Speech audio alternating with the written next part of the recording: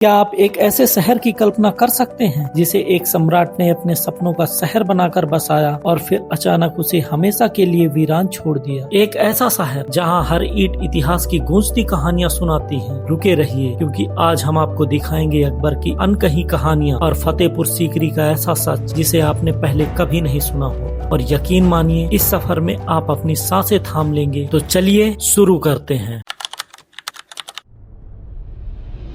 जी हाँ, हम बात कर रहे हैं फतेहपुर सीकरी की, जो कि आगरा से लगभग 40 किलोमीटर की दूरी पर स्थित है। इसका निर्माण सम्राट अकबर ने 1571 में शुरू किया और 1585 में इसका निर्माण पूरा होता है। यह शहर अकबर की राजनीतिक, सांस्कृतिक और धार्मिक आस्था का केंद्र था। अकबर ने इसे अपने नए साम्राज्य का प्रतीक बनाने के लिए बनवाया था। यहाँ पर एक विशेष बात यह है कि यह स्थान अकबर के एक प्रमुख धर्म गुरु सलीम चिश्ती की याद में बनवाया गया था। सलीम चिश्ती ने अकबर को संतान सुख का आशीर्वाद दिया था, जिसके बाद अकबर ने यहाँ पर अपनी पत्नी के लिए एक महल भी बनवाया। फतेहपुर सीकरी एक ऐसा शहर जो कभी मुगल साम्राज्य की राजधानी था। इसे सम्राट अकबर ने बड़े ही सपनों और उम्मीदों के साथ बनवाया था। लेकिन सोचिए, इतने वैभवशाली शहर को आखिर ऐसा क्या हुआ जो महज 14 सालों में वीरान हो गया। आइए जानते हैं उस रहस्य को जो इस खंडहर में आज भी छुपा हुआ है।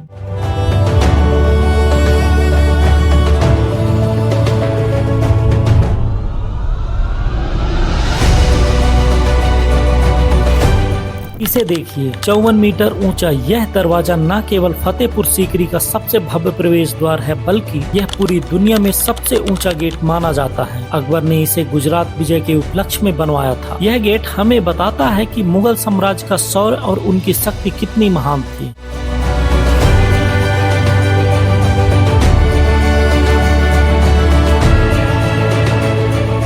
दीवाने आम, यह वह स्थान है जहां अकबर अपने प्रजा से मिला करते थे। यहाँ जनता की समस्याएं सुनी जाती थी। इसकी नक्काशी और वास्तुकला इसे एक अद्वितीय स्थान बनाती है।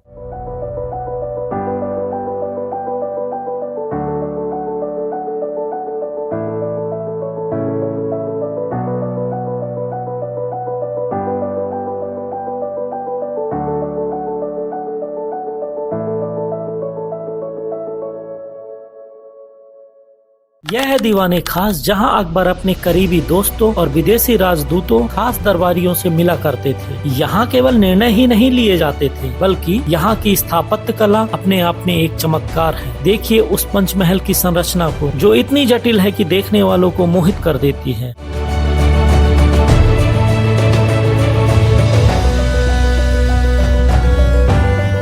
तो चलिए अब चलते हैं जोधाबाई के महल की ओर। आपको पता होना चाहिए कि जब जोधा और अकबर का विवाह हो रहा था, उस समय जोधाबाई ने अकबर के सामने कुछ शर्तें रखी थी, जो दो प्रमुख शर्तें थी। एक, उन्हें अलग से अपना किचन चाहिए था, और दूसरा था उनकी धार्मिक स्वतंत्रता, अर्थात पूजा करने के लिए पूजा गृह, क्योंकि वो एक मुस्लिम परिवार में विवाह करने जा रही थी। इसी को देखते हुए एक स्पेशल किचन बनवाई गई थी जोधाबाई के लिए ही, और उन्हें पूजा करने के लिए एक पूजा गृह भी दिया गया था। जोधाबाई के महल में हिंदू और मुगल वास्तुकला का अद्भुत मेल देखने को मिलता है। यह महल सिर्फ एक रानी का निवास स्थान नहीं था, बल्कि अकबर की धार्मिक सहिष्णुता और विभिन्न संस्कृतियों के मेल का विशाल मिलाप था।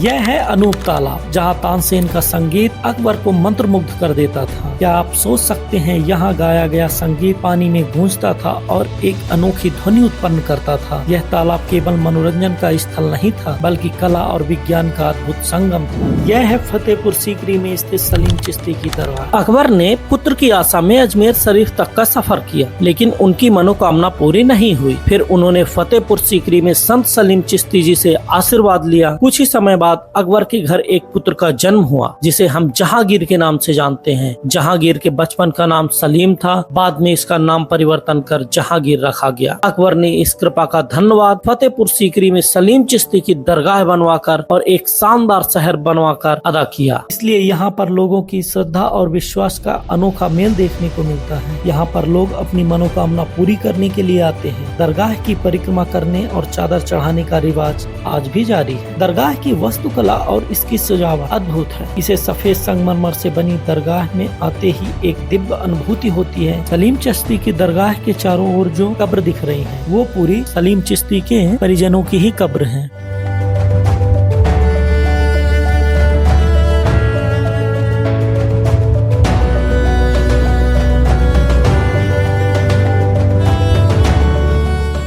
फतेहपुर सीकरी को केवल 14 वर्षों में खाली कराने के कई कारण थे, जिनमें मुख्य कारण जल संकट के रूप में सामने आया। यहाँ पानी की गंभीर कमी थी। अकबर ने शहर की स्थापना के दौरान पानी की सुविधा की योजना बनाई थी, लेकिन जैसे जैसे समय बीता यहाँ जल स्रोतों की कमी होती गई। गर्मी के महीनों में जल संकट बढ़ गया, जिससे शहर में जीवन यापन करना बहुत ही मुश्किल हो रहा था। साथ ही फतेहपुर सीकरी की देखभाल और रखरखाव के लिए आवश्यक संसाधन जुटाना भी मुश्किल हो रहा था। इसके अलावा वहाँ के निवासियों को जीविकोपार्जन में कठिनाई होने लगी थी, जिसके कारण लोगों ने यहाँ से स्थानांतरित करना शुरू कर दिया। इन सभी कारणों से अकबर ने 1585 में सीकरी को छोड़कर आगरा की ओर वापस लौटने का निर्णय लिया। इसके बाद फतेहपुर सीकरी धीरे धीरे वीरान होता गया और इसका महत्व समय के साथ कम होता गया।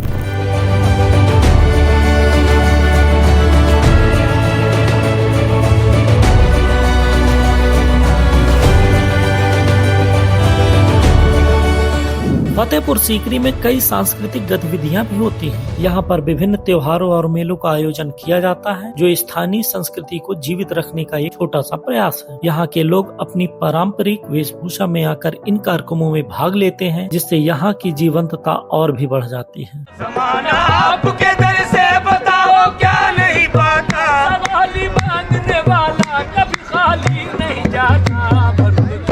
अकबर के समय में किसी भी प्रकार के आर्टिफिशियल एयर कंडीशनिंग की व्यवस्था नहीं थी। जो भी था वो नेचुरल एयर कंडीशनिंग की व्यवस्था थी। उसी को ध्यान में रखते हुए पंचमहल का निर्माण भी करवाया गया था। पंचमहल के ऊपरी हिस्से पे आप देख सकते हैं किसी भी प्रकार की खिड़की और दरवाजे की व्यवस्था नहीं की गई है, क्योंकि यहाँ राजा एवं उनकी रानियां साथ में बैठ करके नेचुरल हवा का मजा लिया करते थे एवं यहाँ होने वाले शाही कार्यक्रमों को उनकी बेगम ऊपर बैठ करके नीचे का मजा लिया करती थी। फतेहपुर सीकरी का यह सफर हमें इतिहास की उन कहानियों में ले जाता है जहां एक शहर अपने वैभव में चमकता था और फिर अचानक वीरान हो गया, लेकिन इसकी ईंटें आज भी उन कहानियों को जीवित रखे हुए हैं। तो दोस्तों, आपको यह वीडियो कैसा लगा हमें कमेंट करके जरूर बताएं और ऐसे ही ऐतिहासिक सफर में हमारे साथ बने रहें। वीडियो को लाइक करें, चैनल को सब्सक्राइब करें और बेल आइकॉन दबाएं ताकि आप हमारे हर नए रोमांचक सफर का हिस्सा बन सकें। मिलते हैं अगले वीडियो में, तब तक के लिए नमस्कार, धन्यवाद।